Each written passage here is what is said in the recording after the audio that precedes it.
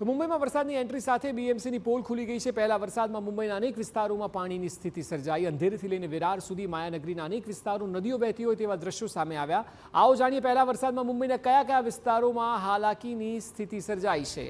તો આપ જુઓ, જે મારી પાછળ વોલમાં દેખાય છે, બોરીવલી, મલાડ, જોગેશ્વરી, અંધેરી, કુર્લા, સાયન, માટુંગા તમામ જગ્યાએ અત્યારે પાણી ભરાયા છે। અંધેરીના સબવેમાં પાણી ભરાતા તેને બંધ કરવો પડ્યો હતો, બાદમાં પાણી ઓસરી ગયા અને તેને શરૂ પણ કરાયો। જો કે સાયનમાં ગાંધી માર્કેટ તેમજ સબવેમાં પાણી ફરી વળ્યા હતા। તો એ સિવાય મલાડમાં કુરાર વિલેજમાંથી પણ પાણીના દ્રશ્યો સર્જાયા।